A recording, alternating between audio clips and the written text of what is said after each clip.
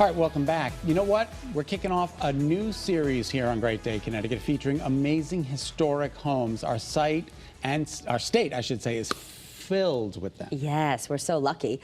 And a familiar face on our show actually purchased one in central Connecticut just a few years ago.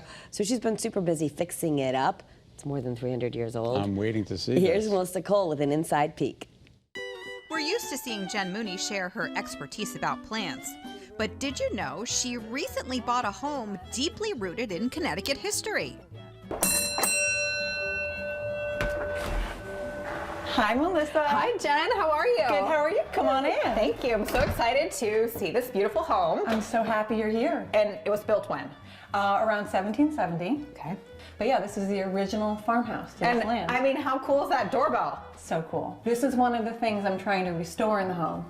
So you're restoring it, but also putting like a little modern spin at the same time. Yeah, I'm making it livable, I'm polishing it up a little bit, but I'm also trying to maintain some of the amazing charm and character. All right, let's go see it. All right, come on in. The whole house is sort of built around a central chimney.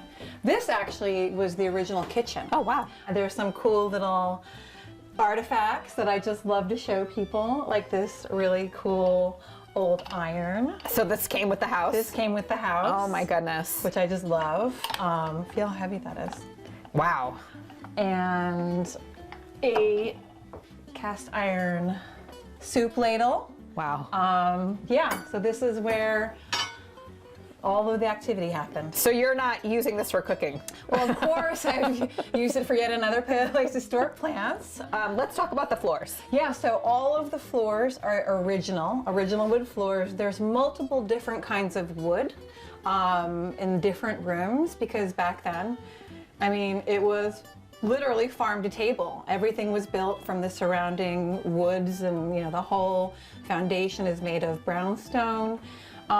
So over here, there is a plank put down because there was originally a cast iron grate, and heat came from the basement and heated the house that way. Wow. Yeah. And so you kind of have to be okay, if you're living in a historic home, that the floors are going to be a little bit uneven. You've definitely got to be okay with that. The floors are definitely going to be uneven. There are some areas here where this is almost like a skate park. Yeah, it's like a little hill. Yeah, it's a little hill. You know, a lot of my furniture has supports and levels, and things need to be leveled out. So when I came into the house, there was a lot of carpets and curtains, and it was very dark. And you know, because the ceilings are pretty low, my thought was to just go in and paint it all white. So I really kept everything white and clean. And I really wanted to decorate color with pattern, fabric, and of course, plants. And I love thrifted art, as you know very well because we've been thrifting together. And you have a lot of those pieces on the walls, I mean, Yeah. in every room. It looks amazing. Room. Yeah. All right, so show us some more. Okay. So this is called a Bennington knob. I've tried to keep them all in the house. They were made for a very short period of time in Bennington, Vermont. Oh, wow. In the 1800s. So I've tried to keep these throughout the house wherever I can. They don't work like modern doorknobs, but they're so beautiful that I've kept them all. All right, so in here's the Come on bedroom. in. Yeah. Ooh, love it. So here's another really great example of the floors we were talking about. They're a little bit different here. These are a wide plank pine floor. And it seems like you kind of have to get creative with storage. Probably not a lot of closet space. Not a lot of storage and closet space in old houses. So you can see I've gotten a coat rack. You really need to come up with storage ideas for your stuff. And lower ceilings too, right? Yeah, lower ceilings. One of the great things about the lower ceilings actually is it really holds on to heat. So I don't really have to have the heat up so high to keep it warm and toasty in the winter. And lots of lamps. Yeah, lamps are really the way to light an old home because there's not a lot of overhead lighting, there aren't light switches, and there's actually very few outlets, so you have to be very creative with lighting also. This is the original parlor to the house where our guests would be received and maybe have a meal cooked for them right there in the kitchen.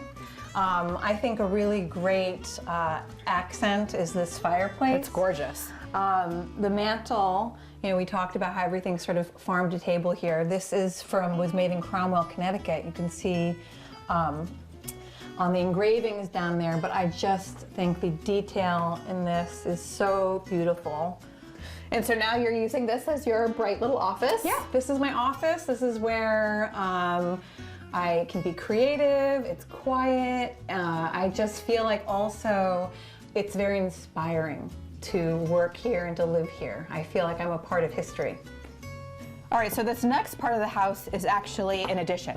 Yeah, this was added on in the 1900s with the introduction of electricity and water, and this is the dining room. So you have lights in here, actual lights that turn on. That's a real indicator that it's more of a modern add-on, because we have overhead lighting, and we have light switches, and there's outlets. The ceiling seems a little higher. Yeah, and higher ceilings. Yeah. Jen's den is the most modern room in the home, added on in the 1980s. And so it's probably pretty typical for these older homes to have multiple. Oh, definitely, definitely. As you know, you need to have more space or more utility to a home. There's a lot of add-ons for sure. So overall, I mean, do you love living here? I absolutely love it. I feel like it's been an adventure of a lifetime, especially as the house has started coming together and become livable. I just feel such pride in polishing this home that so many people have loved over the past 300 years and putting my stamp on it and becoming a part of history of this home. So Amazing, cool. right? I love it. Hey, we're looking for more historic homes to feature, so send Melissa an email if you're interested. You can reach her at melissa.cole@wfsb.com. Yeah, that's going to be a great series. I can't wait to see. We have so many amazing historic homes here in Love Connecticut. it. Absolutely love it.